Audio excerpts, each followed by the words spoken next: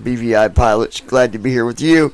I'm your host, John. As always, I've got one guest with us right now. We've got Brandon with us. Brandon, once again, thanks for joining me, man. I appreciate it. How are you? Oh, doing good. Sorry we don't have our usual crew with us, but we'll probably have them all back later. But yeah, doing good. Just a little bit rainy here today, but it's all good. I hear you. Tonight at 7 p.m. we're going to be going live again, live stream, and we're going to cover VAT Sim. Now, I would like I'm going to try to have some stuff there that will make it even more interesting for you guys that like to listen. For anyone that is listening, you're welcome to join this live stream right now if you want to come in and join us and you would like to share your thoughts, concerns, and etc. on what we're talking about here. Now, I do want to say this. This is not a live stream to, criticize or be mean. None of that's going to happen. It's just a open conversation about P3d and about some of the concerns that we've read about and we've listened to and we've heard. And instead of me going through person to person about it, I will say that people are a little concerned about with the live stream we had yesterday that was covering 2020. Obviously, Andy announced that, we're going to start looking at, doing some coding for 2020. And, people's concerned about that. They're concerned about the time frame that, it takes to complete some of the stuff that really people want to see in P3d. Let me just put this out there right now. That way there is no confusion on this. I will get on 2020 and I'll fly it. But I don't fly it if I got to depend on a flight. Yeah. I don't fly it if I got to depend on the quality of my flight. Right? Right. If I'm doing a flight for BVI Virtual or GSI or any of them, FedEx, I'm on P3d, you guys. I'm on P3d because I know the outcome. 2020, we don't know the outcome. 2020, and sometimes any number of things can happen. We could crash. Landings could be wrong or too much. Well, anything could happen. Landings are not going to be right, period. If anybody's flown 2020 and has done landings, you're using AI to land. And I haven't yet, but given what I've heard from you guys, well, a lot of the times the landings are not good. A lot of times coming in, instead of it slowing down and getting to that 250 knots at 10,000 feet or below, it doesn't follow that landing rule because the AI now that's being fixed in 9. So when the update comes out, that will be fixed, but it's still AI landing you. But it would come in and you get to the runway, you're at like 340 knots. And so it'll pull up. Dropbox 146.4.483. It would do a go around, and then it would come in and land the way it's supposed to. But what it is that go around is telling AI that, we got to be doing a landing here.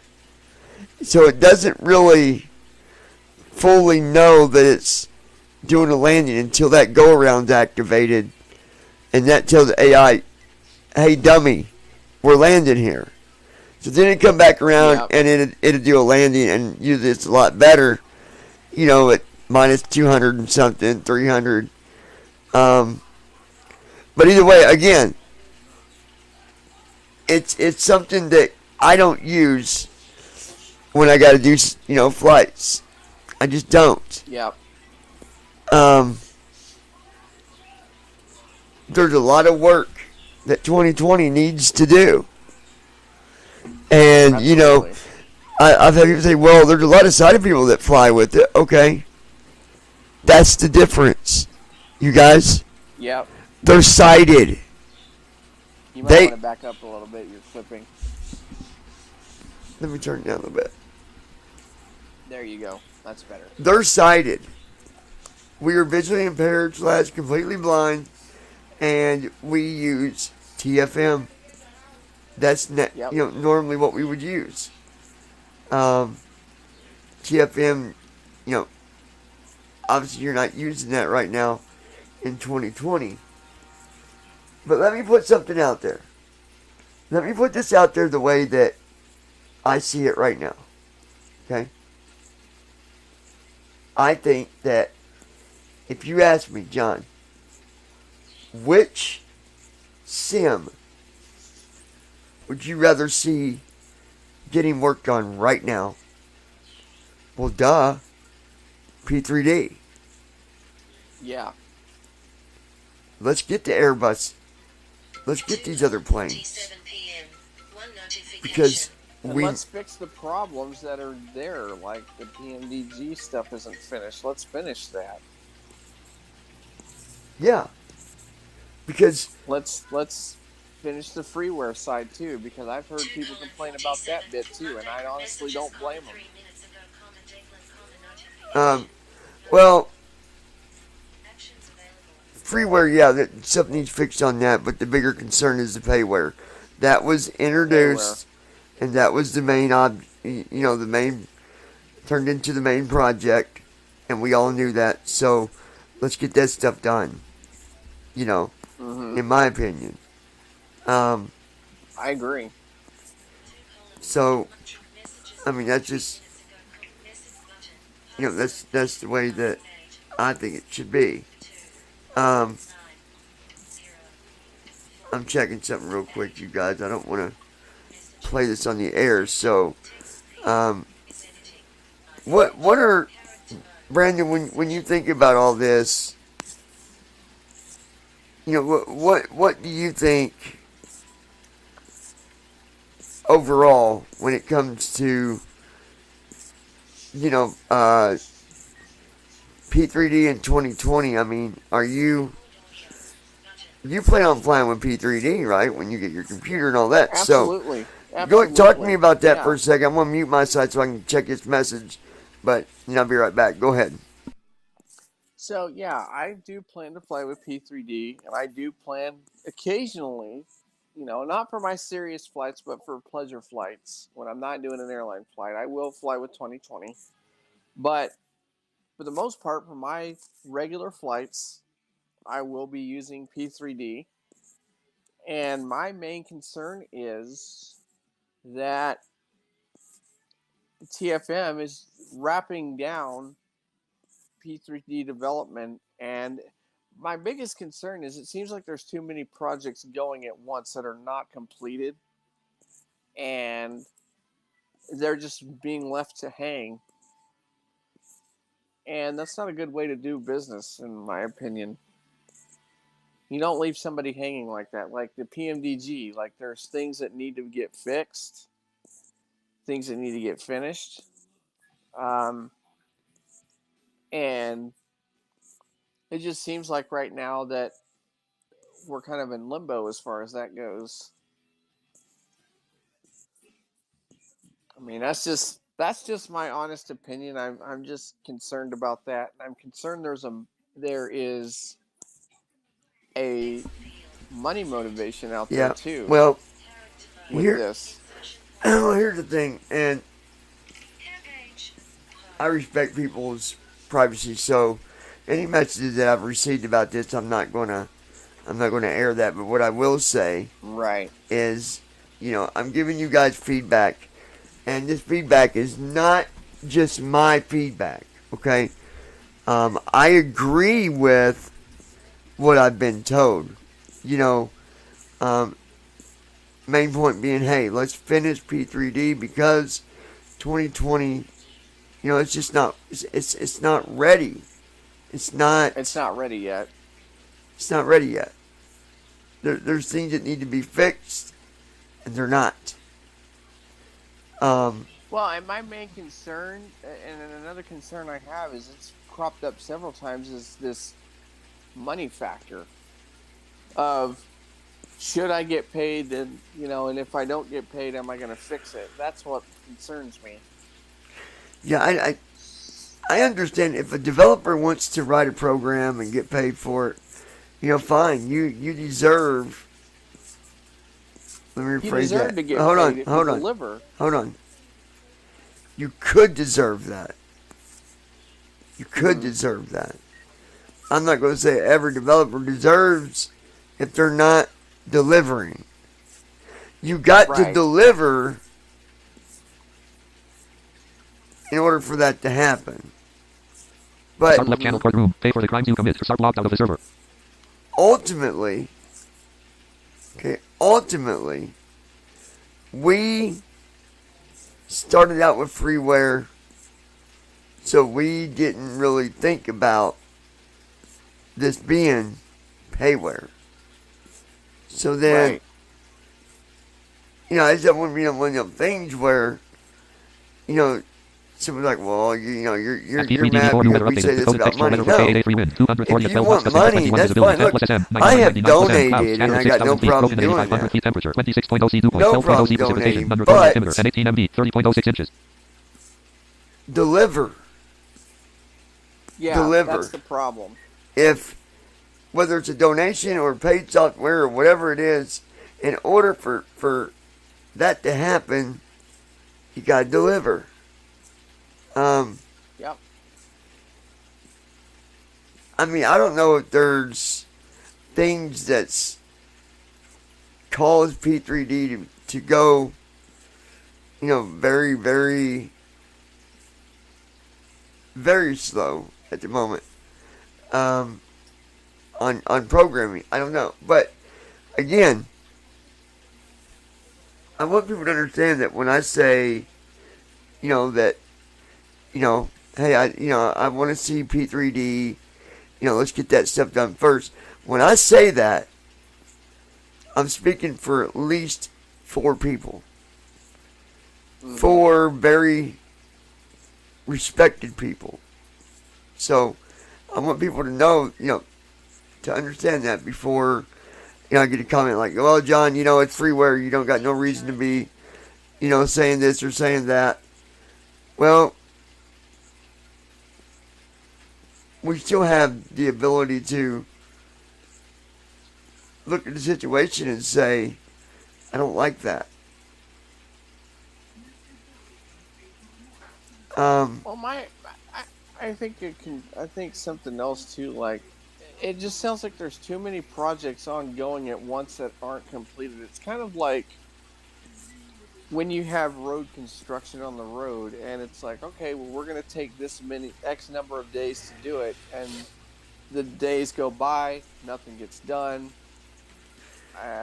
It's kind of like that. I just think there's too many projects going on. It's like around here, they'll get started on a project, working on the road, and next thing we know, the road they're working on is all backed up because now they're working on that road plus another road. Yep, I had that a lot in Austin. One step at a time, one move at a time, one update at a time. There's just too many things going on at once, and it's not getting done. Priority things are not getting done. One move, one step, and one update at a time. I'm going to monitor. Hold on.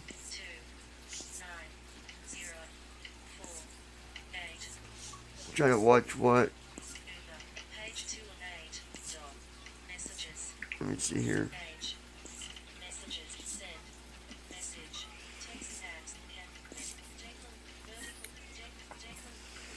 Let me see. Do we have a real chat quick. that we can bring up too? Yes. Probably not. Let me do that. Hold on. I was going to say, if you want to bring that chat up, people can weigh in and chat.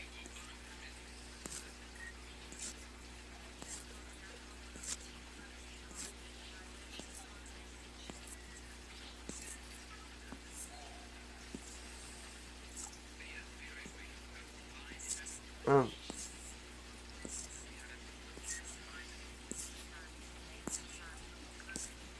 I checked and see if someone wanted to come up. They can't right now. They're in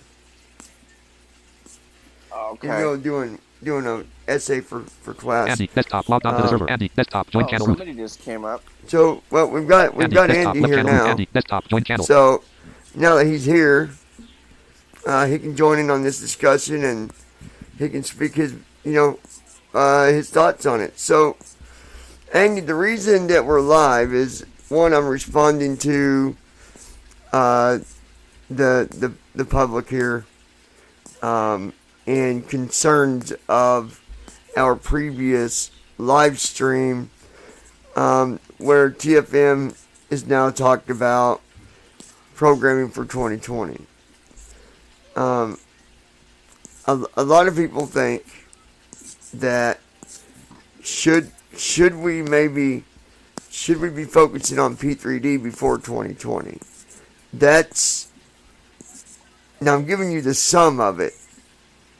There's other things that I'm going to say, but that's the sum of the live stream.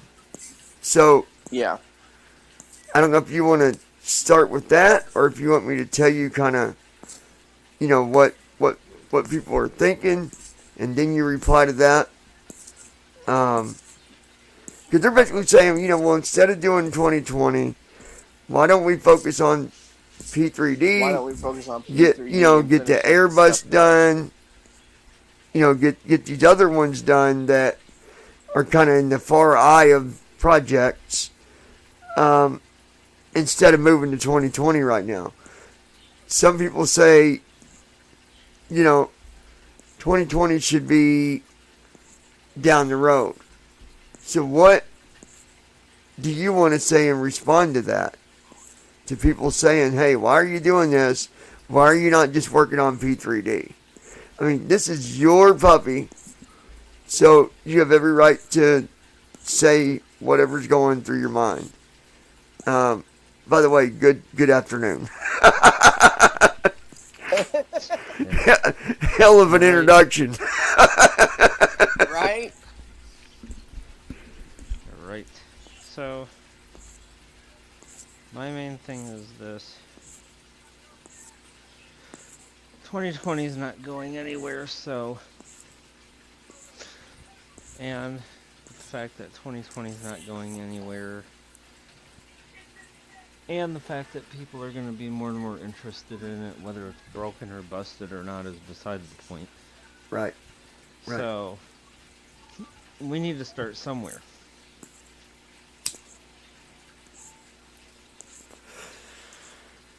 And the way, I was thinking about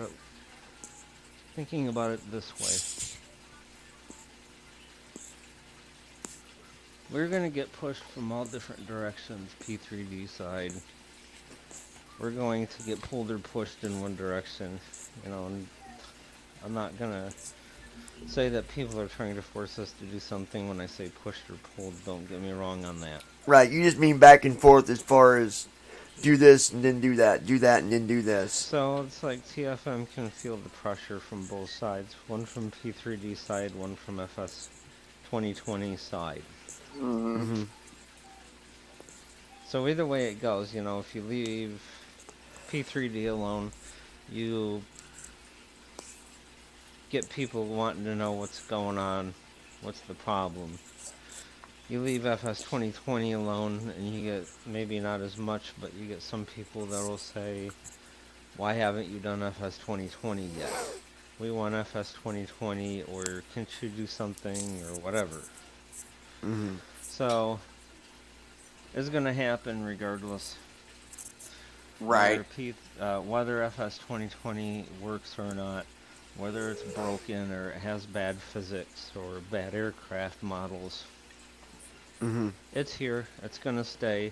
There's going to be people that are going to be interested in it. And they're going to want to know, why doesn't TFM support it? We could say it's busted, it's broken. It's not for us to determine what the flight models look like, whether the physics are busted or not. Right. Yeah, because I know there was one comment that I'd seen someone was talking about how 2020 looks like a game and not a sim, but I don't know that there are people that feel like that it's like a game, but I can tell you that if you look at and this isn't me defending 2020 and saying screw P3D, I'm just making a point that why do you think PMDG is doing a complete overhaul bringing in to 2020? Because they're going to make that aircraft as real as you can get it. And I don't know if anybody's watched the videos on that PMDG, but it's pretty daggone outstanding. Anyway, that's my point with that. But yeah, people, there's going to be opinions in every direction. But I think the one thing that is the biggest thing right now is people saying, "Hey, listen, we've got a lot done with P3D. Maybe we need to stay on track and get things done with that before Get it wrapped we up. jump to 2020." I think it's really where ultimately people are standing and saying, whether some like 2020 or not, they're saying, "Hey, let's do P3D first." So, but Well, this makes sense. Okay, so it makes sense that you start what you finish. I said yesterday that it's going to take TFM from a steady 5 on P3D and drag it to a 3. Wasn't meaning that that's a priority level. It's not saying, okay, P3D has a priority of 5, now it's got a priority of 3. It's not the consistency of whether or not there's going to be anything, it's the speed at which something might get done or not get done. And, before anything goes any further on that point, most of the offsets on P3D are the same in FS 2020. So, if I add something, put this on BVI Pilots group earlier today, if P3D has the offset, FS 2020 has the offset. right, So, right.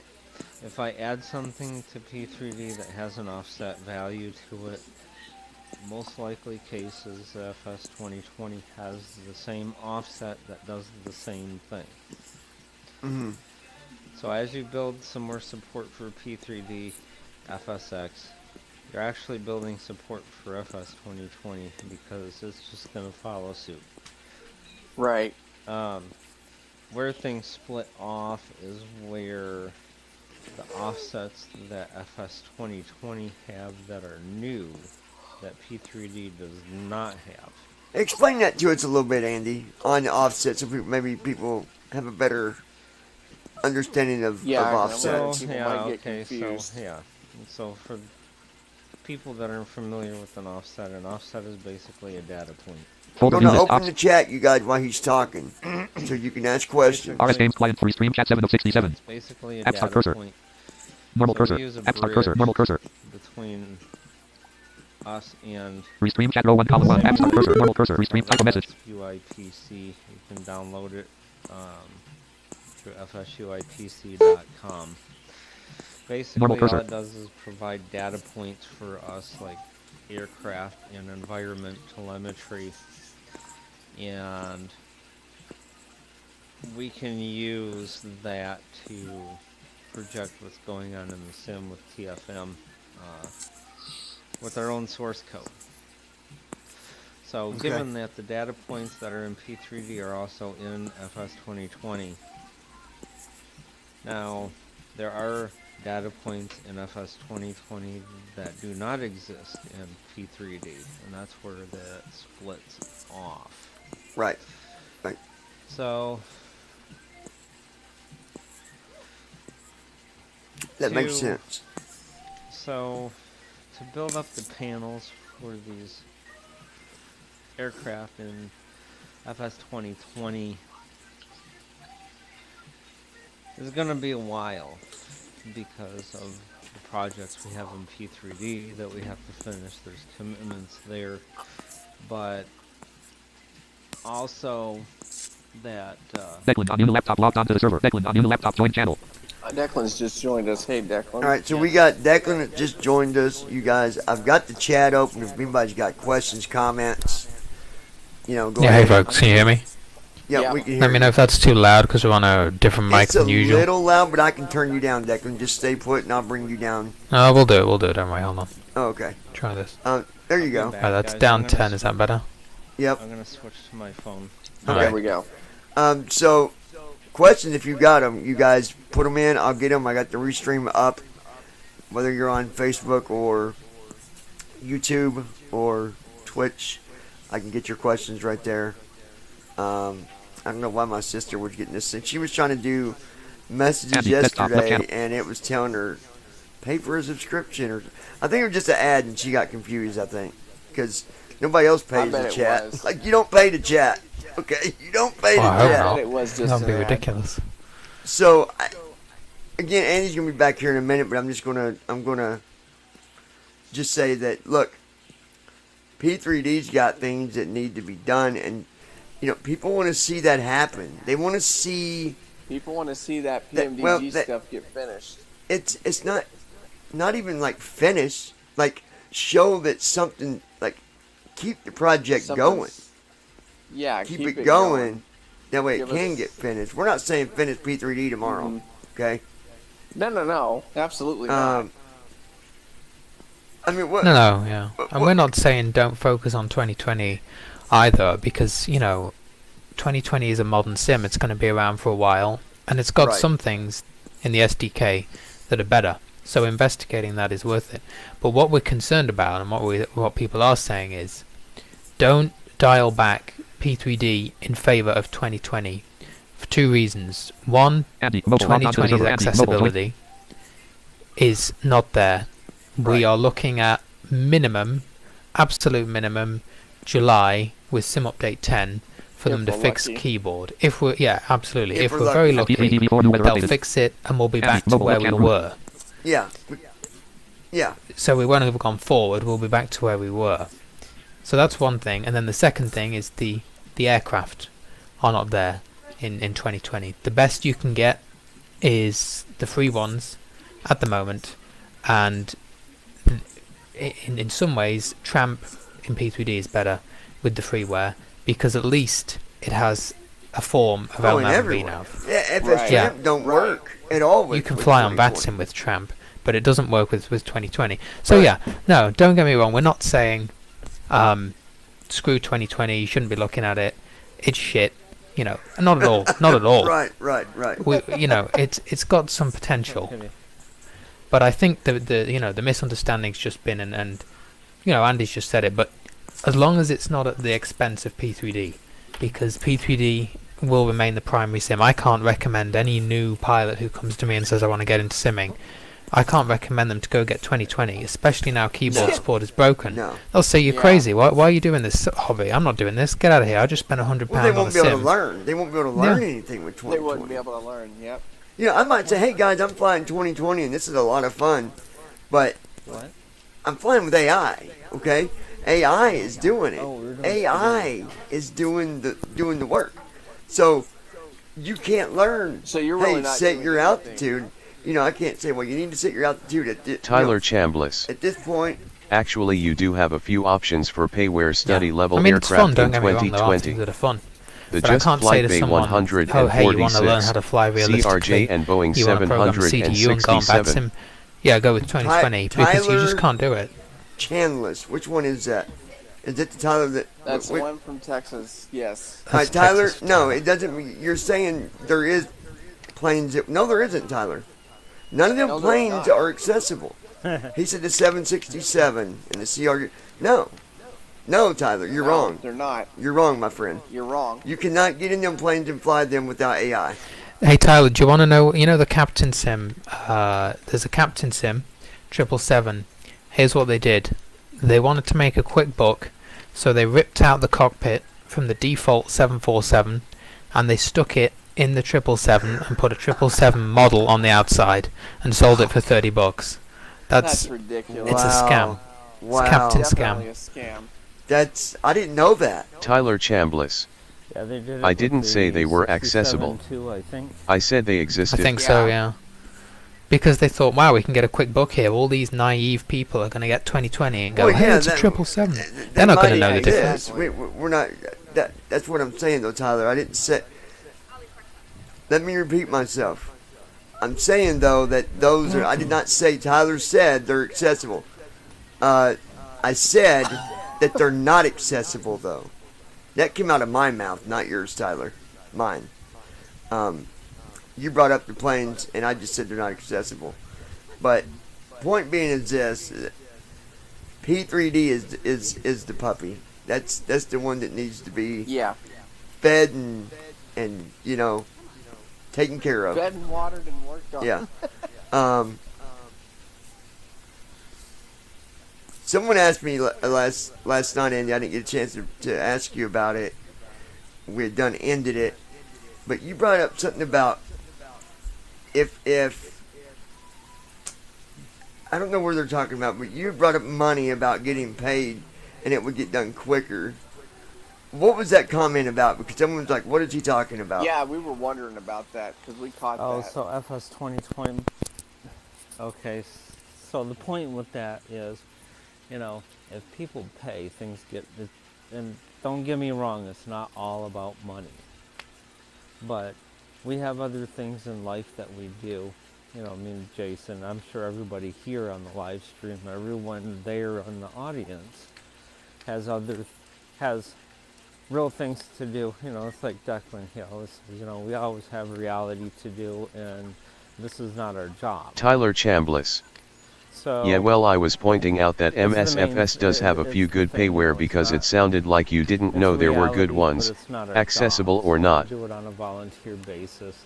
Other things in life type priority needs over that. And so, it's just that. We do this when we have our spare time. The comment about the money was mainly to say it's not our real job. It's a hobby. It's something that we do on the side. Well, yeah, because the same person's like, well, there's some of us, and which actually there is. I mean, I've contributed, Declan's contributed, and we didn't mind contributing. But anyway, they wasn't sure what you meant by that, so I just wanted to throw that out there. And Tyler, again, I don't care if you've got the best payware and it sounds the best. It's not good if it's not accessible. FS 2020. It's not good if we can't fly it. Okay, that's my point. Nope. I don't know a better way to write this down for you with the big black marker. I know that they sound good and that they're good planes, but are they good enough? That they're not Cannot fly good them. for us. Doesn't matter. No. For example, me and Declan both have tried to fly the A320, the one that sounds really amazing. But do you want my opinion on that plane right now?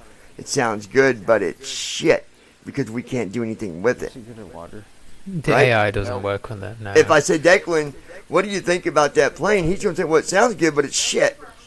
We can't fly it. Yeah, and the sim is still not accessible. You still can't use the keyboard to load up the fucking Right. plane. That's an even more fundamental problem. I get that you're saying that it's a good plane, Tyler, but that's not our... I think you're missing the concept here of what we're trying to say.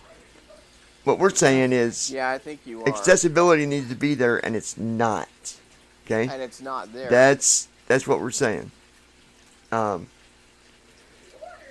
P3d is, again, there's a lot of things that, we hope to see come in with P3d. Like, the A320.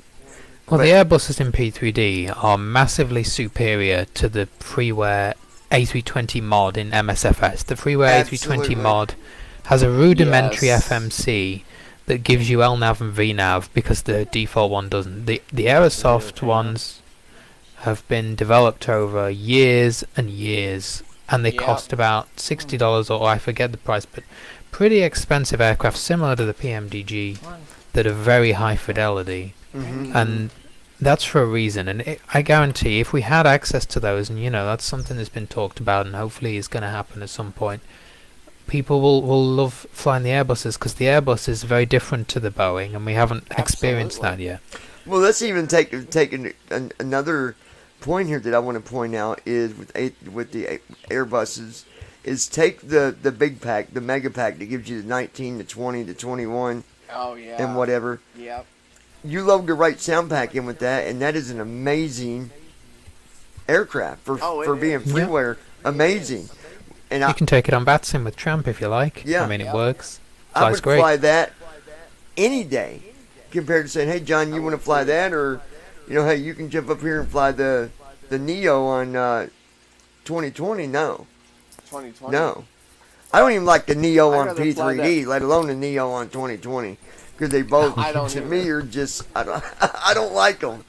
Maybe that's my own silly opinion, but Tyler I think Chambliss. I Neos are- don't like the one on. So the way you should have said it is there aren't any accessible payware because there Tyler, are good listen payware to for me. MSFS. I'm not going to talk to you anymore Not like you're a accessible, little but they baby, do okay? exist. Here's the thing. Don't tell me how I need to say something, all right? First and foremost. Dude. If you didn't understand what I said, that's on you, my friend. Not me, not Declan, not Brandon, not Andy. That's on you. Do not tell me how to say something. Because I think anybody else understands what I meant and what I said when I corrected it and said I'm talking about accessibility. I corrected myself. Yeah, Okay? we're on nitpicks here. So, you need to just stop. Let's move on to what we're talking Seriously, about. Quit trolling. So, me and Declan from the start, you guys, and Declan will tell you this. We've always said that, hey, if the Airbus does this, or Airbus, shit. If 2020 does this, we'll believe it when we see it. Take a look at the Yeah, I updates. remember That's you my guys big said concern with 2020 right now, is the updates. Yep. They broke it in what, 4? They broke it. They broke- No, it was 6. They broke it in 6, and it hasn't been fixed yet. No, So it was y'all before probably- 6. It wasn't 6. Oh, it was. Well, it was Sim Update 5 when they 5. released accessibility for the very Yeah. first Right. time. And it worked, but there was issues with it. There was parts of settings didn't work. You still obviously couldn't load at a gate, and those are still problems. And we sent them emails, and this was when it was all looking pretty good. We sent them emails and we said, hey, this is how you can fix it. And then there was talk of a testing team, Restream and we chat. thought, wow, this is moving along. Something's going to happen Yeah. here. Mm-hmm. And then the person who was organising the testing team got either fired or resigned, we don't know, and left. Mm-hmm. And the testing team went down the drain. Now, in Sim Update 9, keyboard support is broken. Now, you cannot tell me they have an accessibility team in place if They keyboard support with narration doesn't work. and- Anyone could have spotted that. Exactly, and this is what I said. They had like you said, it was the female that was, she was on top of things. She was getting ready to put together a Yeah. beta team Mm-hmm. for a group of us to beta test, and honestly, I think that is where they're messing up. They need a beta team definitely for messing up there. accessibility. If you're going to have accessibility, if it's going to work the right way, I think Put a beta beta. I team mean, in place. I've said that from the start. Me and matter We of would have fact, caught that bug Declan, on day one. he brought that up Yeah. when before 2020 even came out. Declan said, "Yeah, they need to have an accessibility beta team." I mean, that's before I remember 2020 when he said it, existed. too. So Mm-hmm. they went downhill here, and there's not that. From understanding, correct me if I'm wrong. The team isn't that Dropbox big. 146.4.4836. The team that's building this, Not from what I gather, no. I've been told it's Four not, apps are using it's your not that microphone big of a toolkit. team. But I don't understand how you program something, you break it, and then you just forget about it and say, well, we'll get to it. Only one answer, only one Well, logical answer comes to my mind, and that's the fact that Yeah. accessibility is not a priority. Well, and that's my main concern. Like, they keep saying, that apparently, from what I understand, a couple of Q&As ago, they said, well, it's going to be an update 9. Then they come out and say, well, it's going to be an update 10. What's it going to be next? Are we going to get another Q&A that says, well, it's going to be an See- update 11? And, well, it's going to be an update 12. When Microsoft Tyler 2020 Chambliss. was coming out, Money. It's all about money.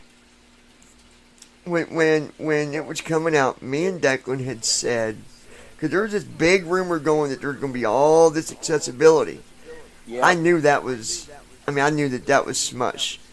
Declan did too. We both did. We both said, well, when 2020 comes out, we'll go We with have that to when judge we it on see results. Yeah. Yeah. And I remember when you guys so said it that. comes out, me and Declan's like, well, nothing's changed. We're not flying it. There's no accessibility. Tyler says it's all about money. Well, you know what? You're right. It is about money. But You're absolutely right. accessibility does not always got to be a money factor. And that disgusts me when people when people worry about money over top of just make something accessible. Look, I've seen one guy on a forum say, well, I don't know why the visually impaired want to fly in a sim. There was this big forum that I was on, and I was reading it. And Oh dear. I'd like to find that and send that to you, Declan. Remind me later. But, look, we don't need to explain to you why we want to fly. And that does not need to be an answer or a motive that says, okay, well, there is someone visually impaired that wants to fly. We need to get this done. It should get done, period. Exactly. You know, I mean, why do we have to wait for Sim Update 10? Like, why can't we have a patch? Seriously, how long would it take for them to fix keyboard support? Because it's working in Sim Update 8. Probably not that long. 5 minutes. If Considering that I can Probably use not this even 10 controller minutes. here and I can do a lot with the controller. Yeah. There's no way that they Tyler can be that Chambliss. complicated. Think about it from a business perspective. No. It doesn't matter what it is. We're a minority, and that's just that. Accessibility gets treated like a numbers It doesn't factor. matter that we're a minority, It's Tyler. It doesn't matter. It's not the point. I get It's not the so point. sick and tired of that He said- argument. he That said, is such a lazy Well, excuse. Brandon, hold on. Let me repeat what he said. He said, think about it from a business perspective. We're a minority, and that is just that. Okay. You know what? I hear that argument all So, the time. let me It's ask you such then. a lazy one. Tyler, let me ask you then. What if Andy decided to say, you know what? I'll get to it in about 6 months because you guys are a minority. It's just a minority, and that is that. Yeah. You okay with that? How would you feel? Would you be okay with that? Would you be acceptable with that? I mean, I know you can't I fly wouldn't. worth a darn anyways, but that's besides the point. I shouldn't have said that. Let me take that back. I take that back. All right? I'm just joking. Look, accessibility is something that's been around for a long time. And, you know, obviously there's no laws that back up, you know, us having this support. Someone said there was, but I'm telling you right now, you're wrong. There is no law that No, says there's not. 2020 has to have accessibility for the visually impaired. There is no law. The one thing I do know, I know a little bit about law, I think. I hope I do. If Yeah, not, you I got the should. wrong Yeah, they're not job. breaking the law. No, they're not breaking the law. P3d before new weather updated. Definitely The code not. textual weather for KA3 So- is 210 knots gusting to 16 visibility. No. 9.0 SM. Andy, what? Let's go back to P3D. 2020 is always getting people's attention. They got our attention Tyler again. Chambliss. Um, I'm not okay with it, but I can't control people. I don't own Asabo nor Andy. So with that being the case, we're at the mercy of others. you're not okay with it. Basically, Tyler said, I'm not okay with it, but I don't own a Sobo, and neither does Andy. Well, no one never said that anyway. I don't. We Man, never said that. You're all over the place, bro. You're all over the place. We never Let's go said back to that. P3D, okay? Let's talk about P3D. That's the focus of this stream now. Yep. There's where are we at with P3D as far as let's look at the 737, the 47, and the 777. What would you say, Andy, on percentage as far as, you know, saying, yeah, that's done. We're good with the 737. It's done. Or we're done with the 47. Basically, I'm trying to figure out how long would it be until we get to see a new plane be introduced. What I know you don't got a date. I don't expect a date. I don't think nobody does, but just a general idea of where are we in P3D? Overall access, the P3D itself, there's a lot more that we could do. I mean, I know the Question is- 4.7's got a lot to be done with that, but Well, in terms of generic stuff that works with everything, P3D, Aerosoft, freeware, you know, that stuff, overall arting thing, there's still a lot to do. The question is do people want us to do a lot of what's left to do? And I mean that by example of, we could put something in there, it's like FS 2020, but we won't go there at this point. We'll stick to P3D, generics, and all that good stuff. We could put a lot of things in P3D with the offsets that we haven't made use of. The question is do people want us to put it in there? And you have this thing where you can be too overloaded with things. So do you want to be too overloaded with things, have the option of being overloaded with something? Or do you want to have us, I guess the main primary question is, do you want it all, or do you want us to determine what is your focus? well, I think as Declan, maybe you can help me out on this too, but I think that from a programmer perspective, I can't really speak on that part. But Yeah. don't you have like don't you have maybe like a list that you go by? It says, all right, we're doing this. This is where we're at. This is what we're working on. Then we're going to work on this. Yep, we have a backlog. Well, I know you got a backlog, but I mean, let me shut that up. Yeah, I think. I mean, from my vantage point, the P3D priorities are pretty much the same as they've been for a while, which is to get the PMDGs to a level of consistency. Yep. And I think Andy's probably right that we don't need everything. That, you know, we could go for a long time even just on the PMDGs, Oh and put in some minuscule details that are nice to have, but realistically, how often are they going to be used for the time that we would spend putting them all in? Probably not that often. I mean, the 7.3 is a really good plane. It's got a good level of detail where it's got, you know, your MCP boxes, it's got most of the panels. It's, you know, obviously got a bit of fine tuning, but it's relatively well done.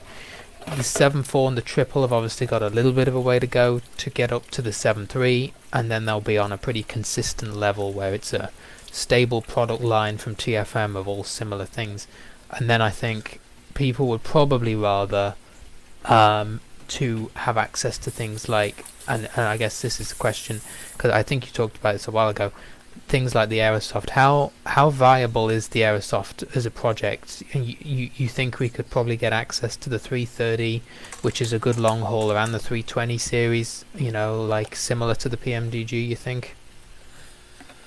So I'm gonna say back up a little bit here, and we'll go to the overarching P3D thing. You know, there's over 2,500 offsets in P3D itself, and we're making use of maybe, I'd say maybe 20% of them. Wow. So Right.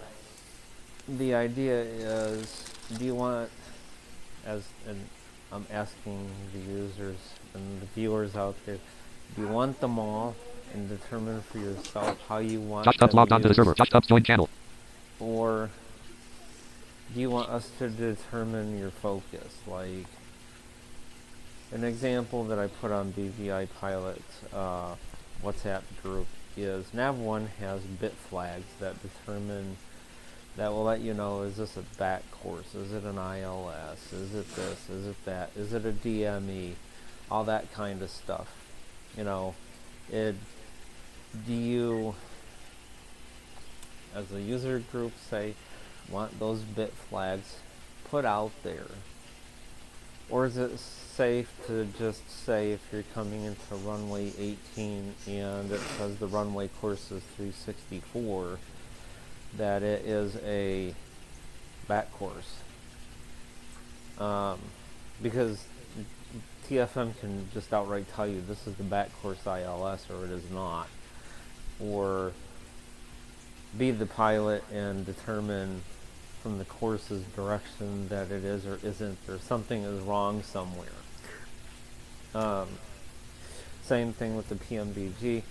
You know, do you want, and we've had this talk with the main people of BVI pilots group, do you want everything in PMDG or do you want a focused set of things? For an example, do you want all of the cabin lights? Do you want all of the cockpit lights? Do you want the panel lights?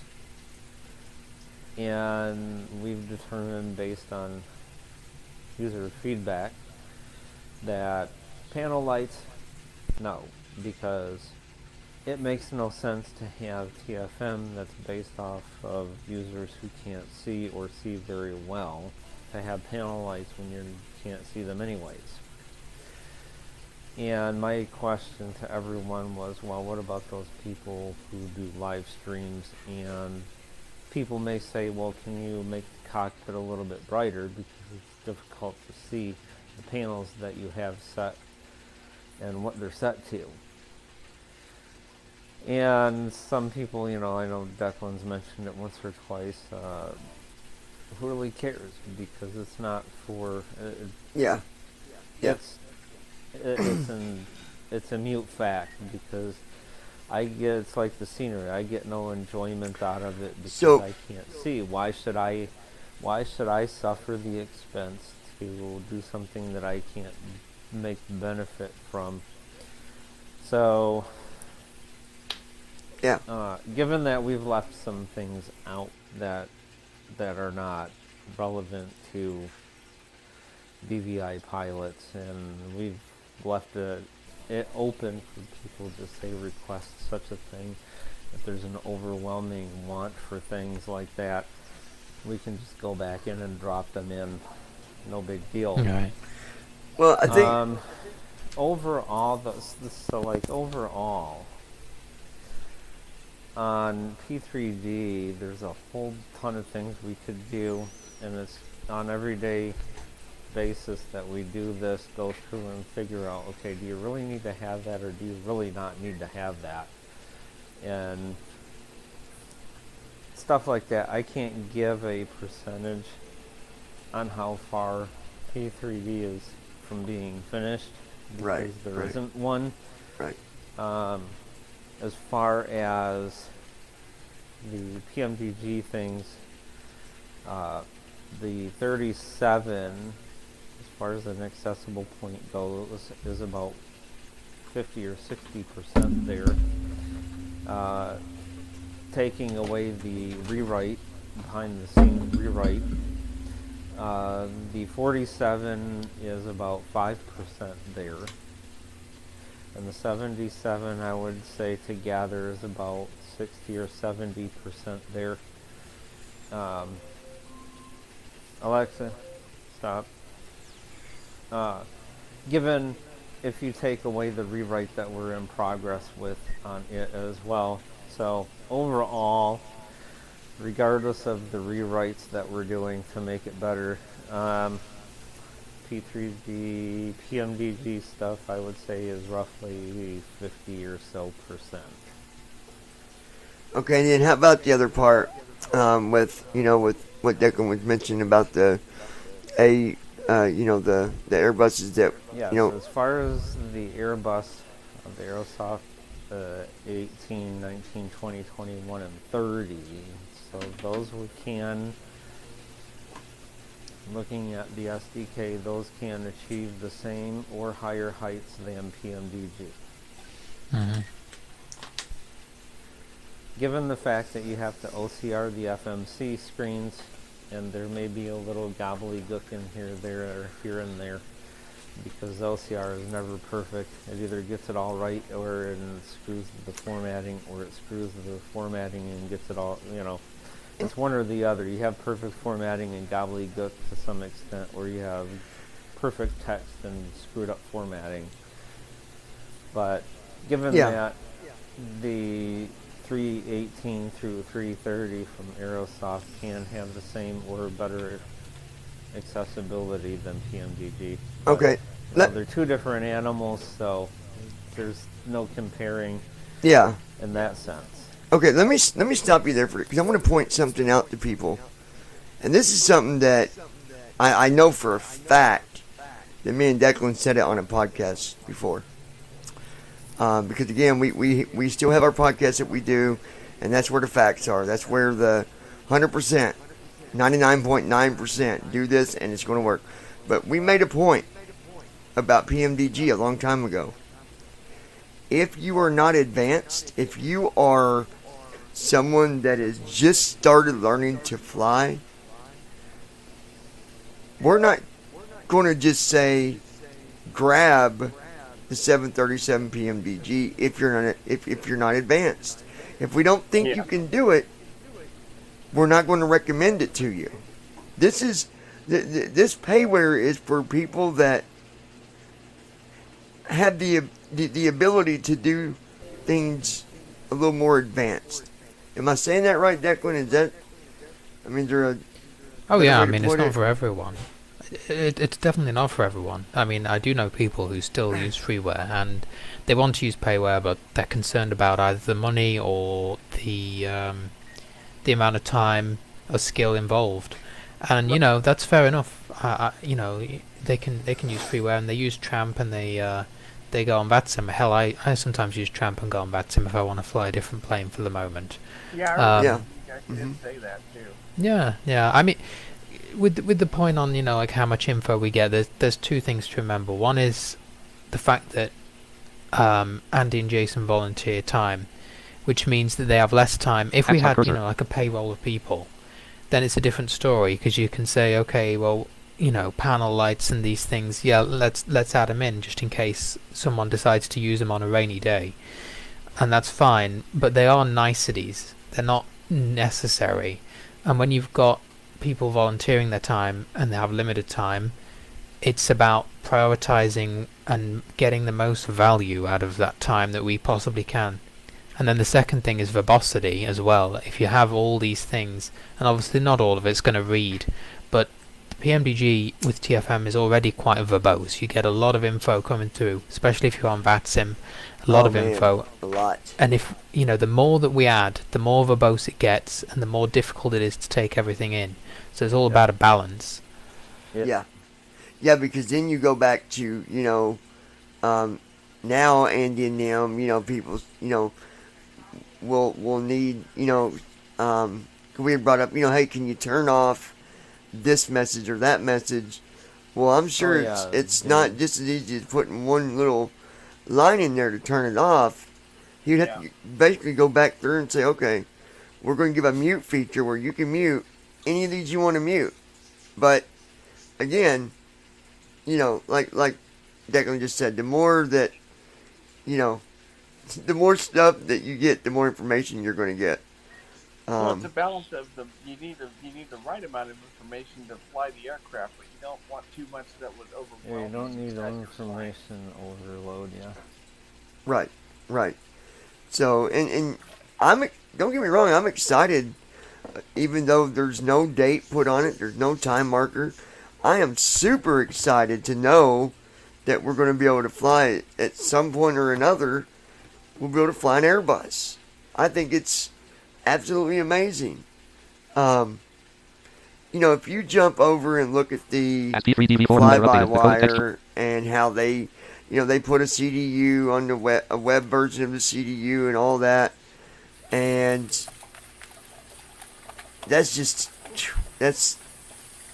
I don't really I don't know.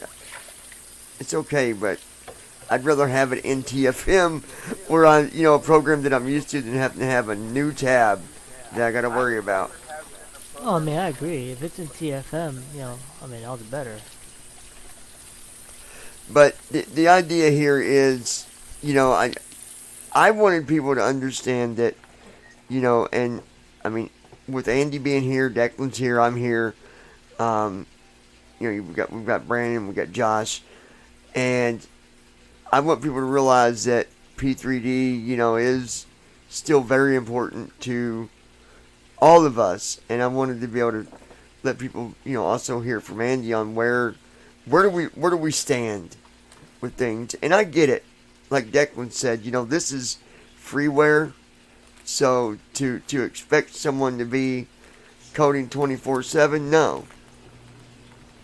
You know, as long as we know that, hey, you know, P3D is still, you know, this is happening, that's happening. I mean, I'm okay with that, but I see the concern about let's focus on what we've got before we focus on what we can't even use yet. It makes sense to me. I get that too. I mean, I will say, because I came in just as Andy was talking about how he can add the ability to say whether an ILS approach is a back course or whatever the case, or whether you're coming up on a DME. I actually think that might be beneficial, simply because I remember a VATIM controller asking me, "Oh, what's your current DME? Like, what DME are you inbound on?" And it's like, I don't know. Because, It happened one time too. I like the idea of that, and I like what Declan had brought up too. Declan, me and you talked about it a little bit, and I think you even talked to Andy about it a little bit with the ILS and the runway. You know, being able to do like a manual. I was trying to explain it to him the one day, but I don't know if I explained it the right way on exactly what I was talking about. So. Oh, that. Yeah. No, the idea was just to have to use the make runways data to give information on the runway threshold, because so many times we have these either back course approaches where you're chasing the ILS and you never get it, or you end up with an RNAV approach that, you know, it's just more it's easier to take it manual from, you know, 1,000 feet or something, Yeah. and put it down yourself. But the only issue is, whilst we can land the thing, we just don't know where the runway is, and so having some kind of data that says, okay, the runway is 3 Tyler miles, and it's, I think you know, I heard a 2 to story the left from or someone whatever, about or, not you know, being able could to be the fly audible on pilot beepings. edge It's like because they attitude mode. weren't We have able to report audible and we have DME.B. speech. And then you line the plane up with the runway, and you make sure that when your distance is at 0 miles, you're on the runway. It's just like putting it down on a carrier or any other game or whatever. Yeah. You know, and that way you never really have to fail an approach, because the worst case happens and the FMC is not working for you. You just take a visual. Worst case, So, you're yeah, doing what pilots yeah. do. That's what a real Yeah, pilot exactly. does. A lot of cool features. Yeah. Tyler just said that he thinks that people's had problems with that on Pilot Edge because of not having that information too. I don't know. I don't do Pilot Edge, so I can't. Yeah, I don't fly pilot. Can't answer that. Like that. I've heard a lot of things about pilot. So, Andy, with what Declan was explaining, if that was something that we could have done, would it be a long process to make something like that happen? Yeah, and I'm not looking for like a tomorrow answer, or, well, yeah, you know, I got to do this and this and it'll be done tomorrow evening. But just a general idea, is that something with a long list of coding, or?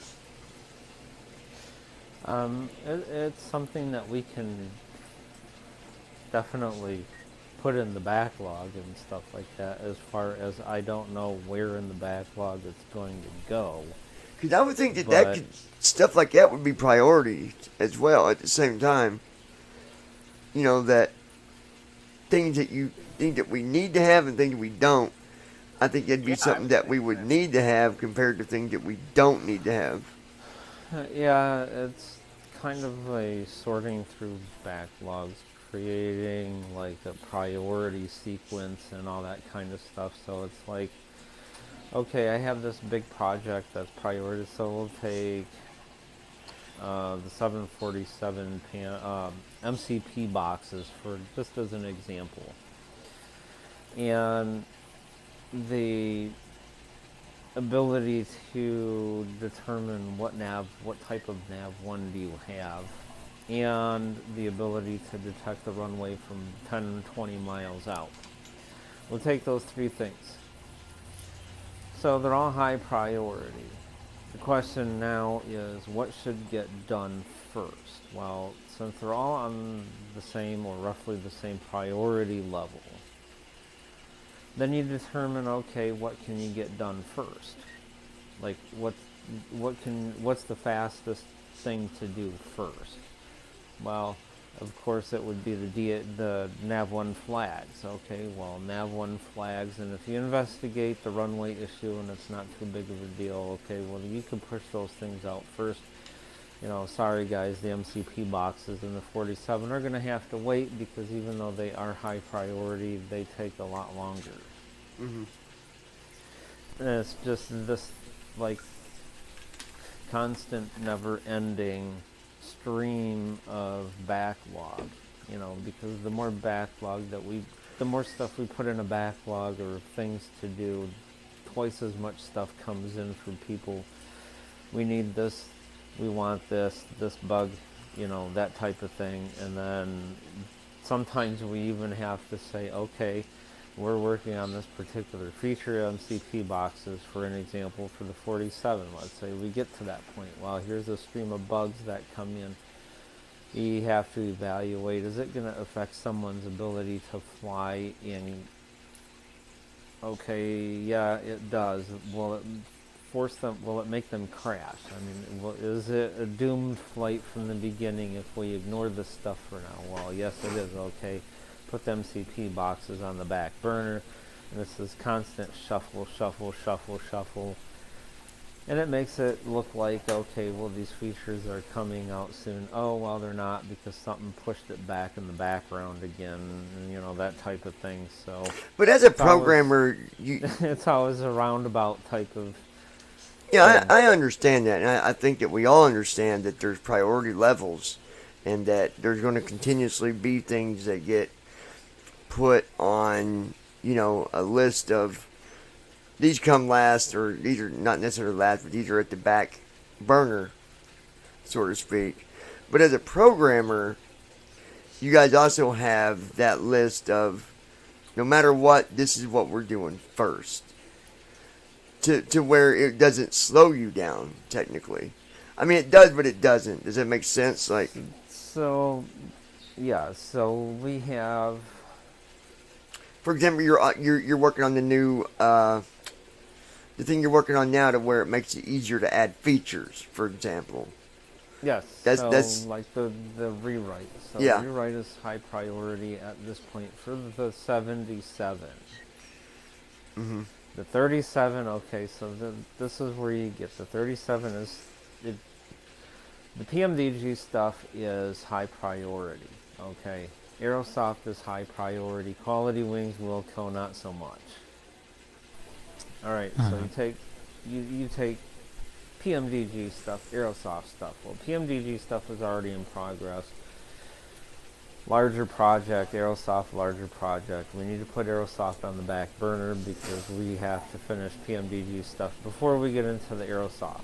Because if we're split between PMDG and Aerosoft, then, you know, you have Aerosoft issues coming up. This is priority. PMDG sits there for a long. It's like the 47, you know. The 47 has been sitting here for almost, 6 to 9 months with nothing, no activity whatsoever. I basically parked it, put it in a box, and said, you have to wait until these other two airplanes get done first.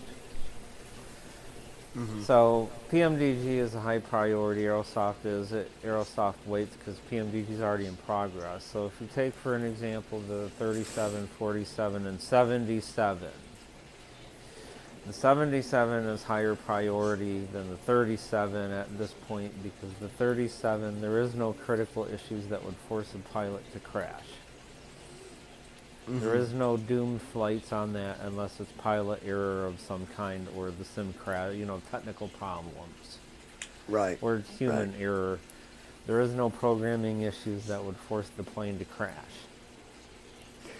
So given that, 77 takes priority. Why? Because it was the test bed for a lot of the things that went into determining what was being rewritten in PMDG and how.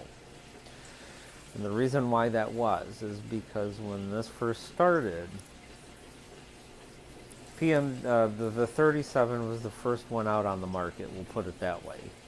You know, people could pick up the 37, they could fly it, and they could see the updates come through as we done them. Well, then we started getting some other ideas on how to do things. You know, people would send us things, can you do this and can you do that? Well, it forced us to evaluate how we were writing the source code. So I'm like, well,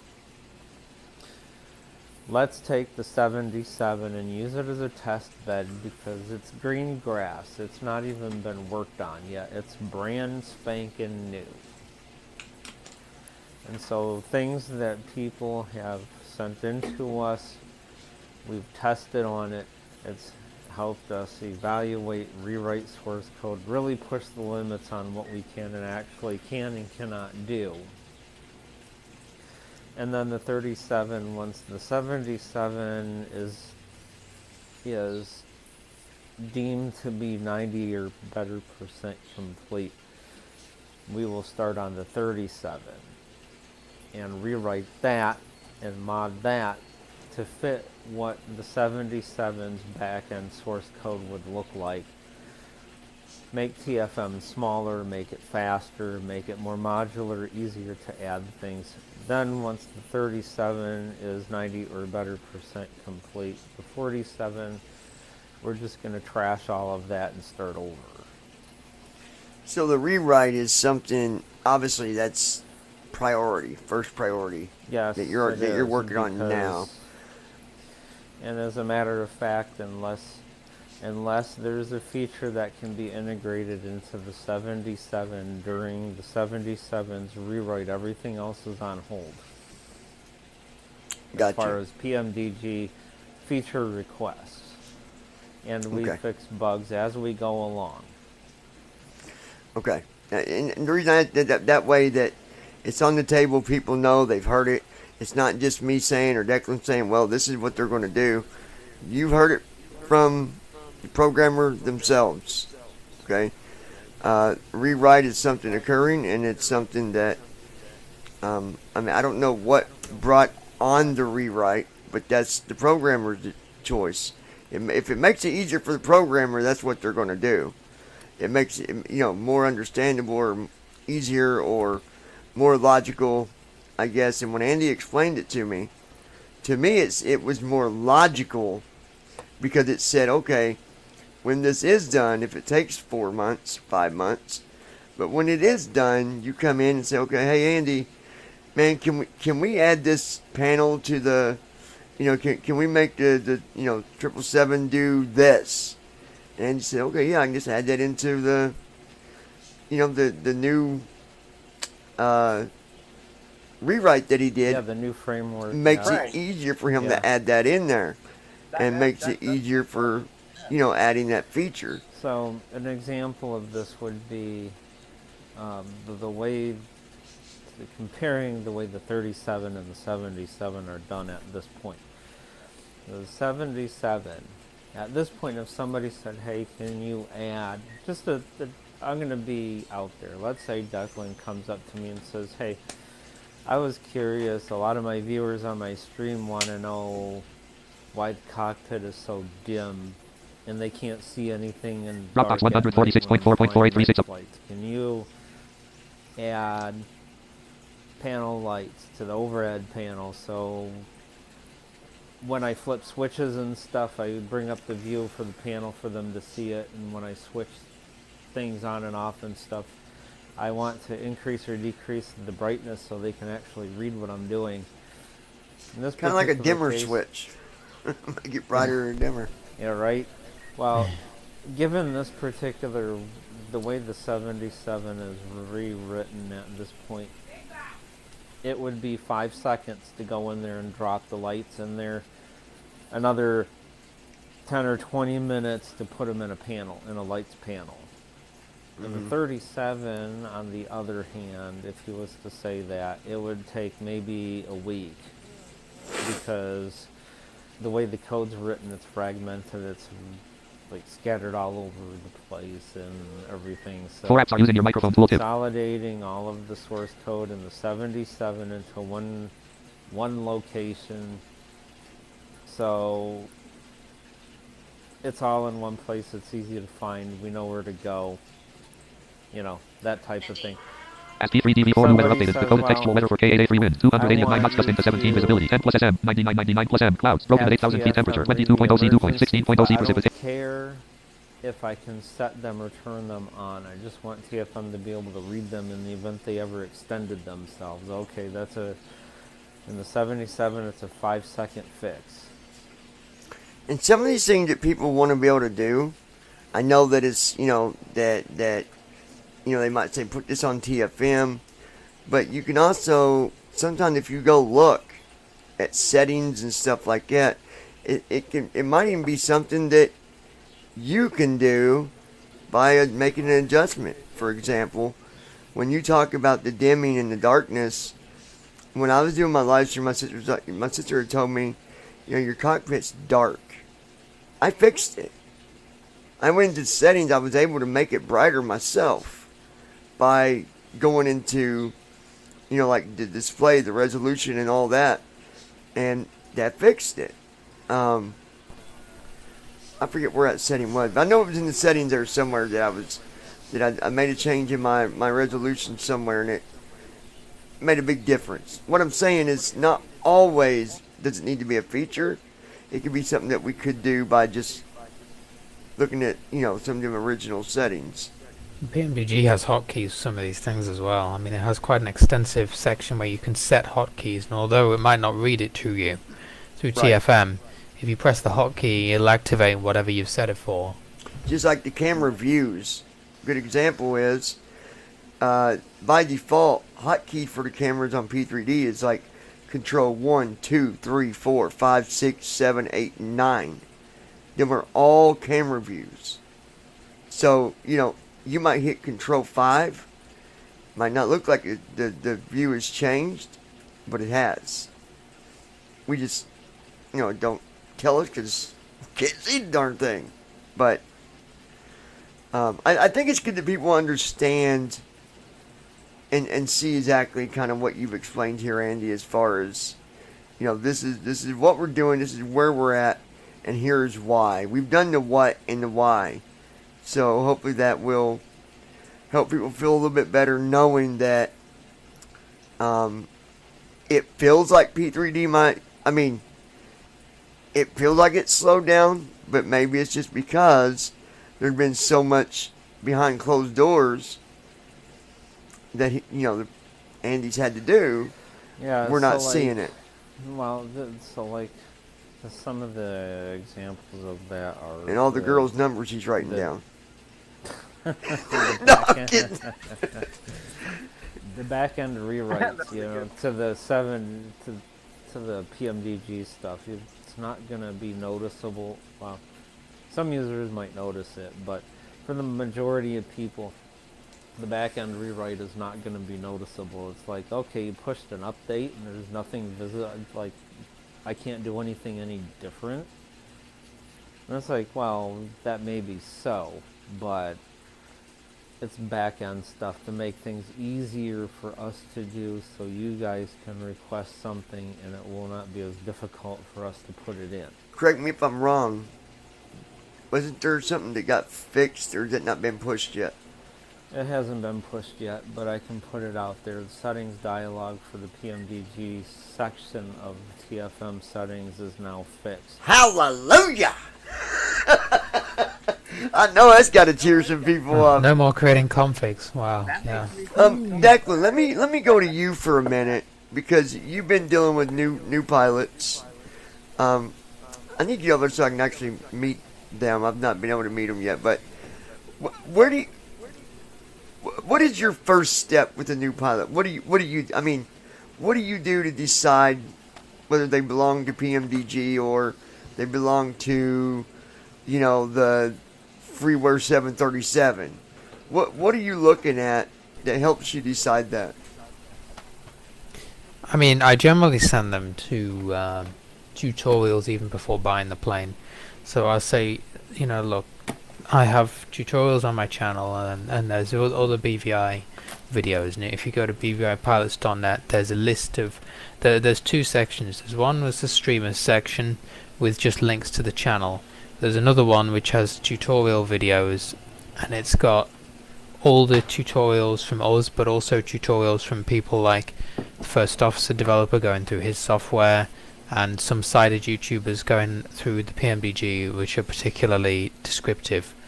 And so I'll say, go through this and just, make a list or make some notes on how to set the thing up, and see if you think it's something you would want to do, and if you're finding that you can remember the details.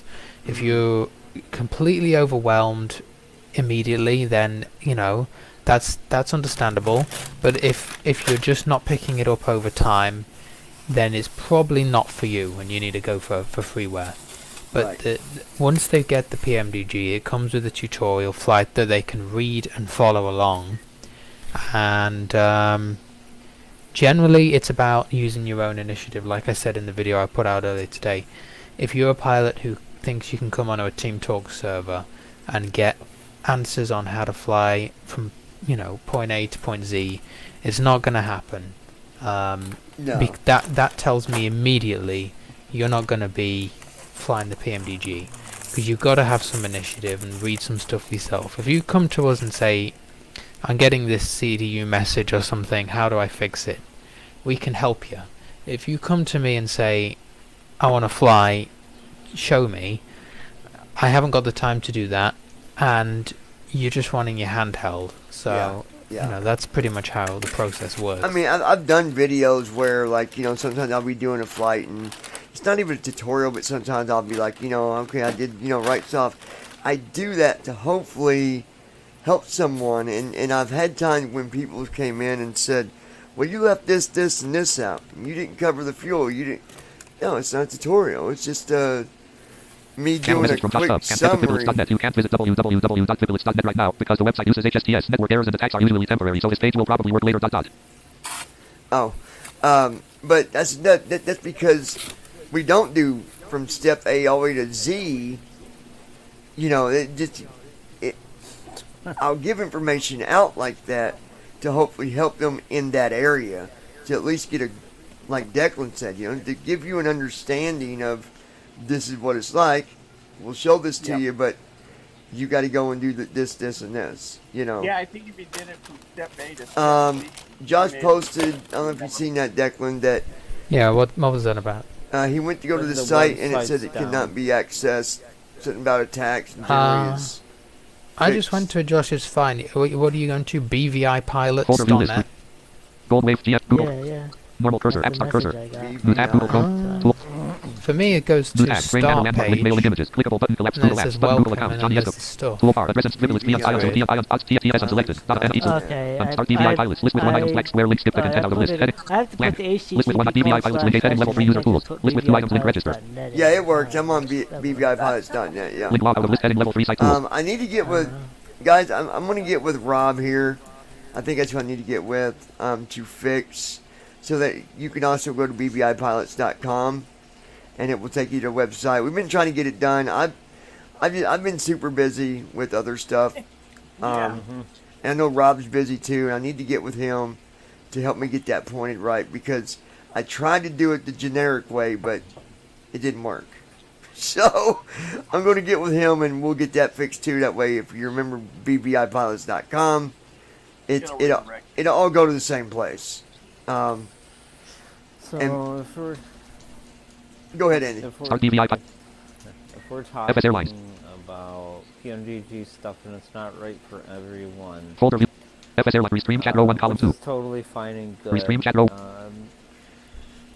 It may seem easy, but it's a learning curve, especially for people that's been in freeware, where you say may press maybe 6 or 7 keys on the keyboard and you're ready for takeoff, and that's your checklist. We'll put it this way. I built the thing, and I even had trouble learning how to fly it. Well, I'm sure everybody did when they first started. Well, yeah, but it's just the thing, you know, people are like, oh, that can't be too difficult. Take it from me. I partially helped write the thing, and I had to learn how to fly it, too. So. Well, I think the approach I'm definitely going to take when I get it is I'm not going to take that approach. I'm going to take it and learn it.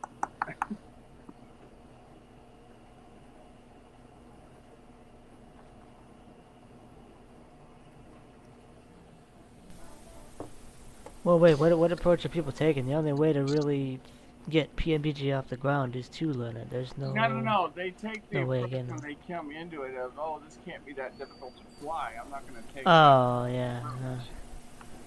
Well, your attitude will change the minute you yeah. look at the CDU. Yeah, I mean, people got to remember it's pretty much a simulation of a real world plane. I mean, you can't get much closer to a real world aircraft than this. The CDU from to the panels. I mean, if you take the CDU and go into a real 737, apart from the fact that it's on physical buttons and a screen, the layout is pretty much exactly the same. So we are essentially learning a real world aircraft's systems, and I mean that's complicated. Pilots do years and years of worth of courses to do that, to fly it in the real world, and of course we don't need all that for our purposes, but it's complicated. It really is. And the idea here, guys, and this is why in the beginning we said, yes, man, if we can get that PMDG stuff, we want it. Because what do we want to do at the time? I'm speaking back as in then. We would say, it'd be cool to be able to have a conversation with the pilot and be able to go on with the conversation, and they know what we're talking about, and we know what they're talking about. Oh, yeah. And they programmed the PMDG, they made it flyable, and now, I mean, we can do just that. We can have a conversation with a pilot and understand what they're talking about. You don't do that with freeware. No, The most you might get with freeware is understanding that you've got an autopilot, you've got, where you can set, your flaps, your speed, your gear, your lights. That's it. Open the flight plan, load it in the FS Tramp, get on the runway, and use your toga, take off, autopilot. It's basically like using AI. Really. And I mean, not fully like AI, but similar. So, do it that way. It's good for, we had to do it that way. We didn't have a choice. Me, Declan, all of us had to go freeware until this came possible. And then when it came possible, there was nothing going to stop me from learning. I was ready to take that step. And I am so glad that this is possible now because it saves us a lot of heartache and headache. Well, you have no idea yet. Wait till you get your computer. There's gonna be a lot. I mean, it may save a lot of heartache and headache, but you're gonna have a lot of heartache and headache. There to go is. along with this Let me give you a good example here, Declan. And because, as a matter of fact, I was going to ask Declan about this later, and I will if we got time here. But I've got a flight that I'm doing from ERI to, oh my gosh, BHM. It's a short flight, like not even 600 miles. But I saw it on the virtual, and I saw that it was, it was one I already had. And I thought, well, I'm going to do this. No star at all. Now, those of you that might not fully understand the PMDG and the CDU yet, I've got to make this flight happen, and I've still got to get to where I got to go and get to my correct altitude for the waypoints in time, on time, and hopefully catch the localizer. I'm not used to flying without stars. I'm doing it today. I'm in the middle of that flight. I got it on pause right now, but it's not impossible. But I've learned that because of Declan. He has shown me a lot, and if I had not listened to him on a lot of stuff, when it comes to picking up an ILS and all this, I'd be pulling my hair out. So there's a lot to learn it. And we don't want to discourage nobody, but we just want to make sure you understand that if you're going to fly payware, be prepared. That's all I can say. I mean, Yeah, I mean this stuff takes years. I'm still finding pages in the FMC where I haven't even explored them before. I mean the progress page alone, has like 4 pages to it. All these things often have little extended pages and other things that you think, wow, I didn't even know that existed. And it's not something you need to fly it from A to B, but it's just one of them things where you think, wow, it's got this information about so and so, or I mean, these things are so accurate. When we were doing Cross the Pond, they were predicting when we were going to be at the ocean and when we were going to be at so and so waypoint, pretty much up to the minute, up to the second almost.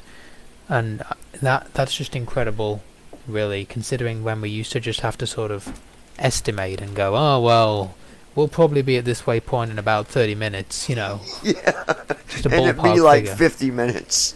It'd be 50 minutes and the controller would say, why haven't you hit that waypoint yet? And, well, I'm just kind of winging it here, so, yeah. Yeah, letting autopilot do what it's got to do because I can't do nothing differently with it. That's the nice thing about payware, with the CDU, whatever's in that CDU, bottom line is this, whatever you got in that CDU, the way you've got it programmed, that is the way your plane should be flying. And if not, go back and check it because you probably got an error. Trust me, I know. I'm a professional at that. Thinking I got everything set and then I forget to do something, or even though I've done it over and over and over, like a 737, I've flown that plane a lot, you guys. I've flown that plane a lot, and I've landed it a lot, and I've done good a lot, but I still make mistakes.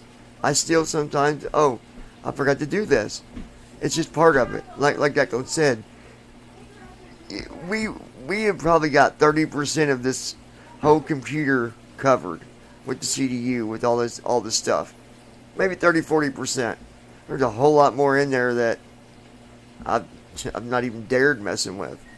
It's one of them areas where you're afraid to touch the button, like, ooh, what's that button do?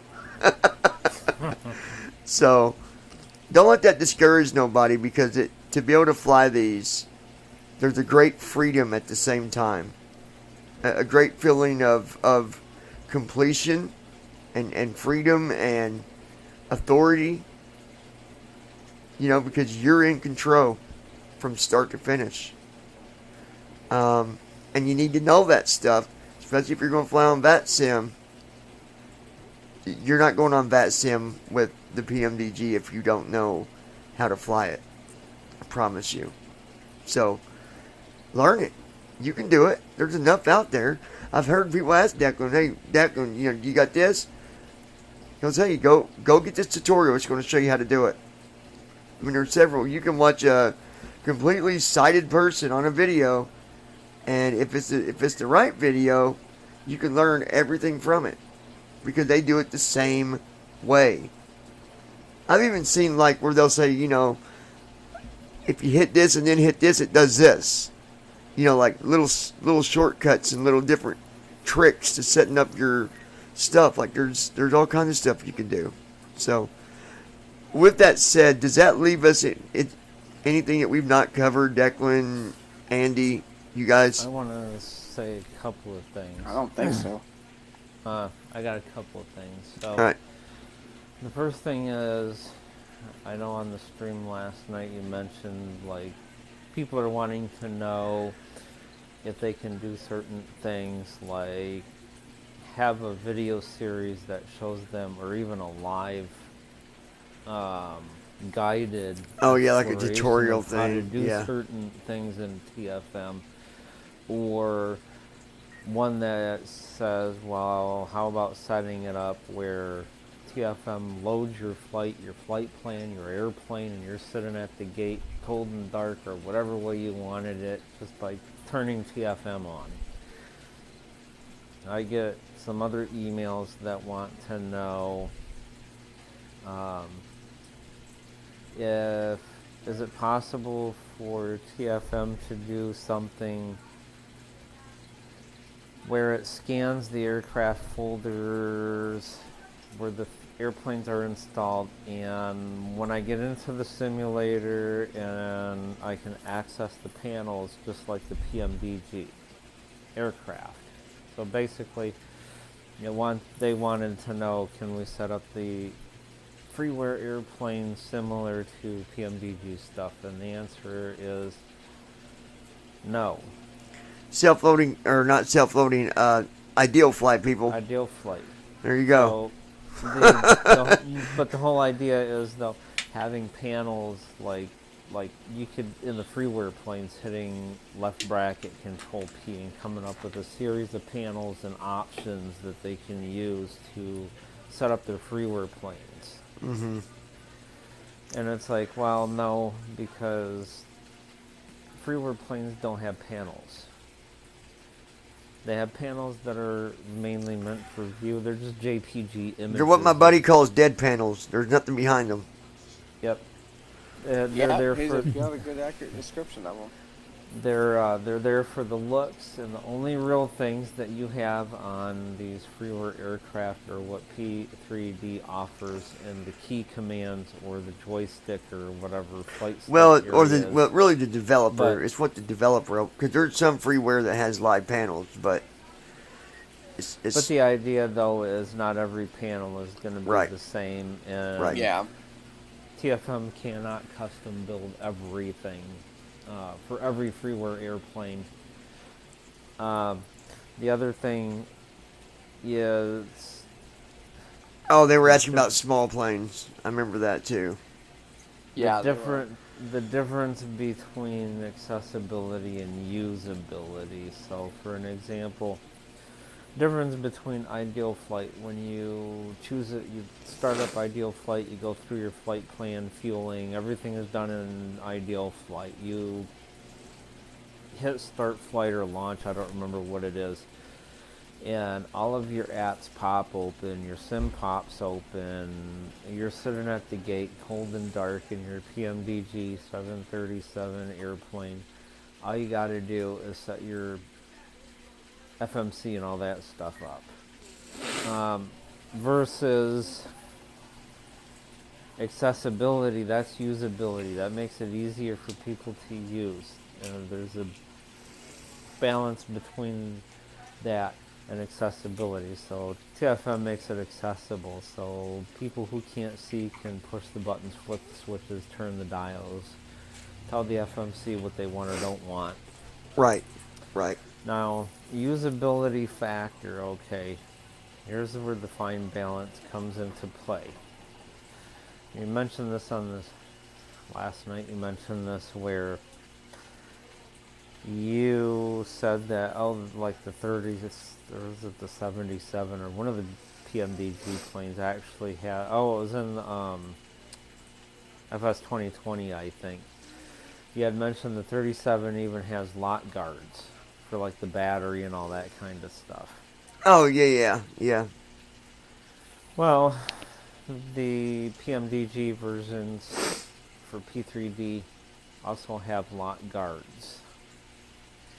Now, to save the users from having to sit there for 1,800 hours, flip this guard down, flip the battery switch, flip that guard up, make sure it's locked, because you have to unlock it, flip the guard down, push the battery switch, flip it back up, push the button and lock it into place.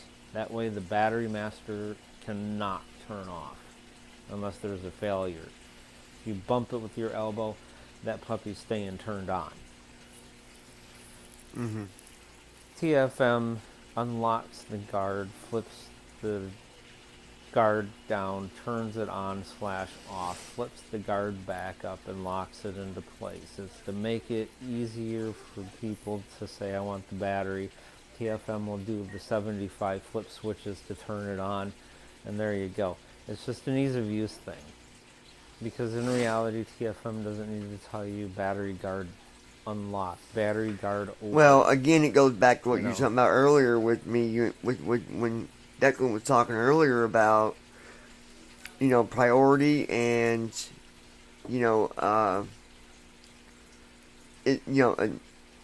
necessity or not. It's not a necessity. It's not something that you got to have that feature. It's, oh, that'd be cool, but you don't got to have it. Well, and the other thing, and the main thing when people flip the switch, they want to see the battery turn on. Really cool. Okay, cool. I'm one step closer to having this thing turned on. Well, there's another point to this too. In the 77 engines panel, the left bracket control P, the 77 go to engines. Now, in this particular area, there's two panels that have been merged into this engines panel because when you put the engine switch to start, there's a point afterwards once the once the engine gets to a certain point, you have to flip the switches to run. So there's like two switches to get the engine started. One of them is the start switch, and one of them Oh, is yeah, the run and the switch. run. Yep. So what you do is you take the engine start switch, you put it on start. After a couple of seconds, you flip the run switches to run. Well, it's a timing thing because if you wait too long, then your engine start switches will flip back to off because it didn't detect the right conditions.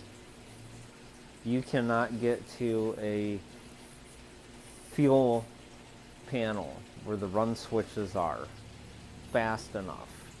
So, here's some compromise.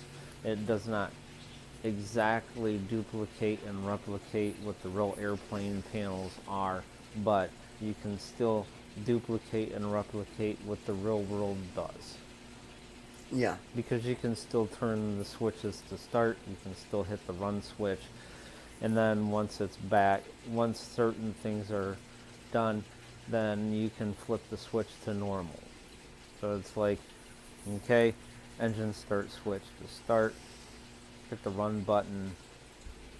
Once the run switch hits continuous, flip the switch back to normal, and you're good to go for that engine.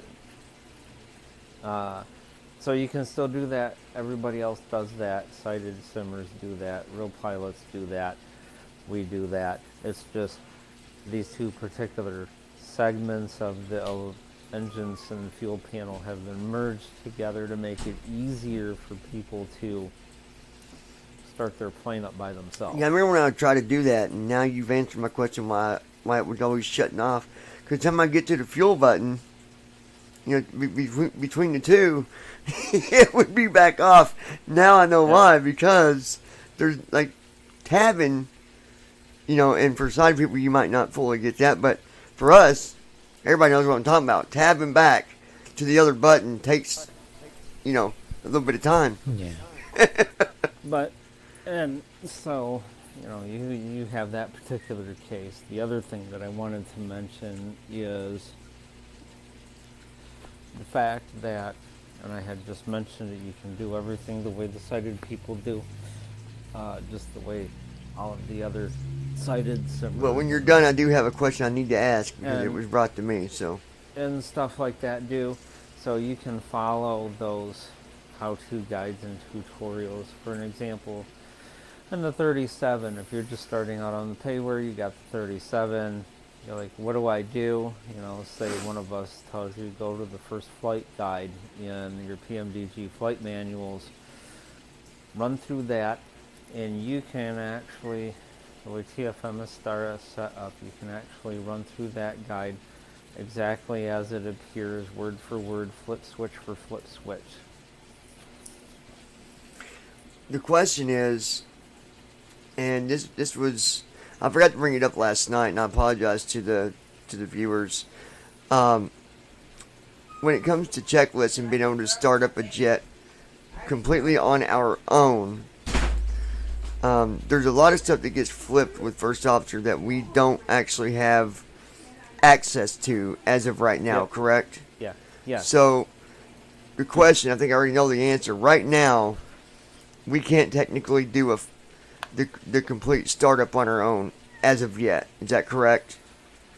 And the 37, I believe you might be able to, because it was the way the 37 was originally designed was to set it up where you can do the first flight guide from the start.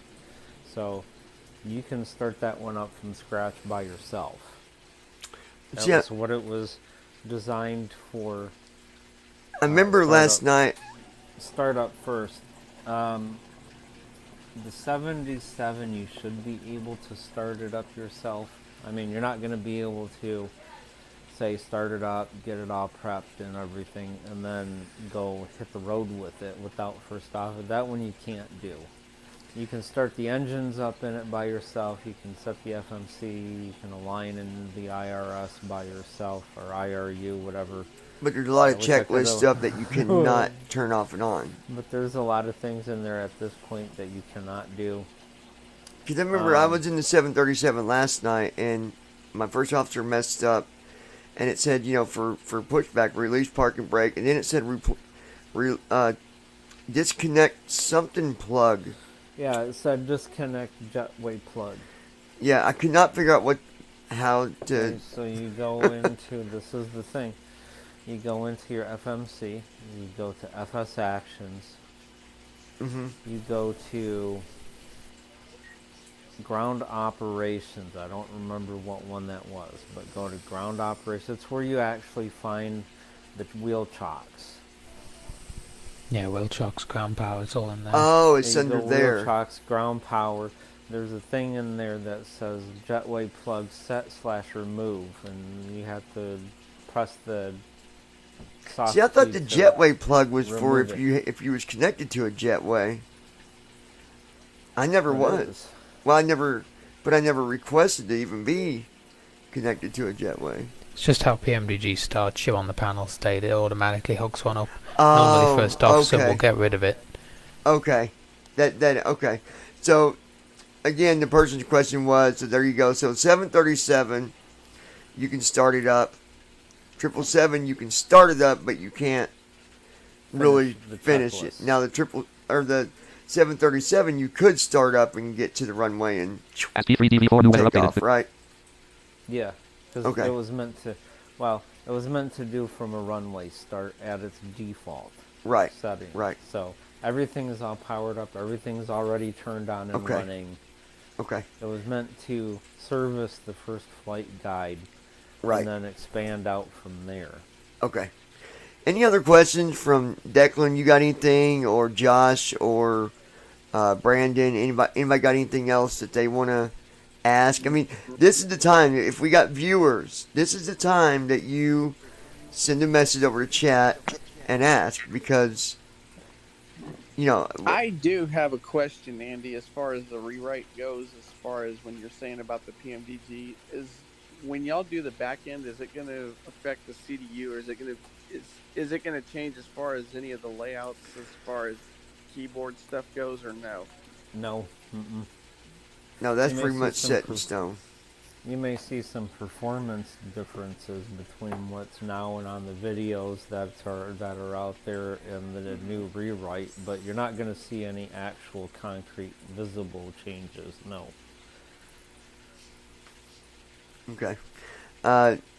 Again, this stream was to that way Andy could come on and explain to us kind of where things were, where things stood with the P3D and PMDG.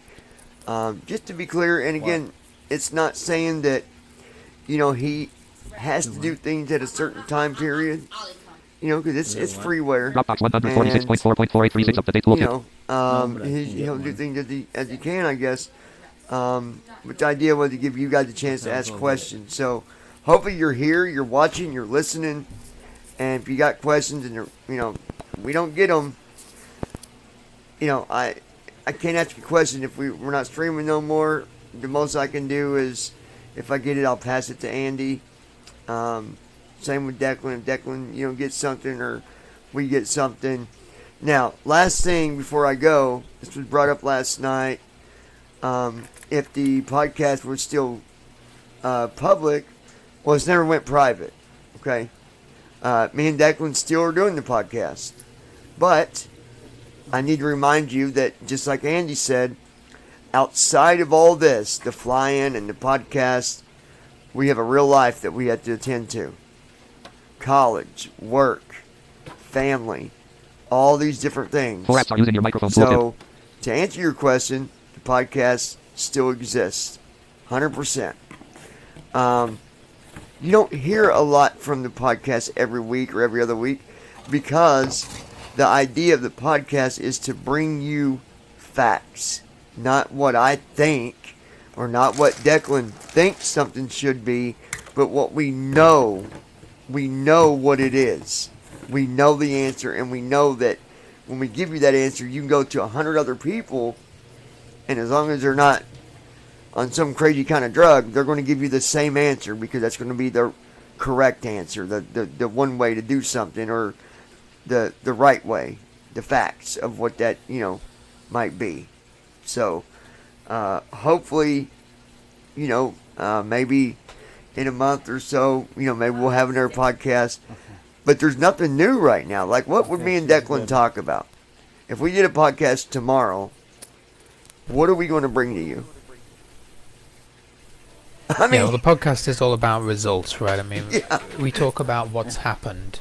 This is all about the reason we do these videos is usually because we're talking about what we hope is going to happen, things that might happen, Right. But there's the podcast. We can guarantee that this has happened. The update's been published. Here's the changelog, and here's Andy to tell you about it, or here's someone to tell you about it. Yeah. Yep. And, that way you guys have something you can rely on the podcast. At least you know that, well, I'm going to go look at the podcast because they said this is out now and this is how you do it. When you go there and listen to it, that's, legit. It's 100%. Or, well, I guess if I'm going to be fair about it, 99.9%, okay? Because there's always a chance something's wrong. But we hope not. Anyway. We try. Yeah, we try to keep it 99.999%. Andy, I want to thank you for coming on and allowing to kind of clear up the water a little bit, help people better understand, on where things rest as far as where, how things are going to be. The money thing that got brought up last night. Someone had brought up about the money, and does that mean he's not doing anything else because there's no money coming out? No, I think the idea was if you was going to pay him to go to his computer right now and start working on something, I think that's what he meant. Like, are you going to pay me? Or, pay me and you get done quicker. I think that's what he was ultimately saying. At least that's the way I understood it too, from what he answered the question. So, you can't say I didn't ask. So, anyways, I think that is it for now, you guys. I'm not seeing no other questions come over the live stream. Besides what this crazy Tyler Smiler guy wanted to act like a pro or something. But stick to tutorials, Tyler, and one day you might be able to play with the big boys. I don't know. Alright, we're out of here, you guys. Y'all take care. Declan, thanks for dropping on with us. Andy, Josh, Brandon. Brandon, you'll get your computer in, another 2 months? I got to send you the cord first. Oh, then I got to send you the keyboard. Hey, things aren't cheap, bro. One thing at a time. Hey, I'm doing Here, let's do it this way. So, to the viewers, should I send the whole PC at once, or should I send it piece by piece? Yeah, I just send it piece by piece. It's Shut more up, Josh. equitable. He wasn't asking you. Alright, we're out of here, you guys. Y'all take care. Thanks for listening. Be sure to tap on that subscribe button if you've yet joined us here at BBI Pilots. Set your notifications to always so you're notified each and every single time that we publish a new video right here at BBI Pilots. Till next time, y'all stay safe. Stop streaming. God forbid, keep the blue sky up, because if it's down,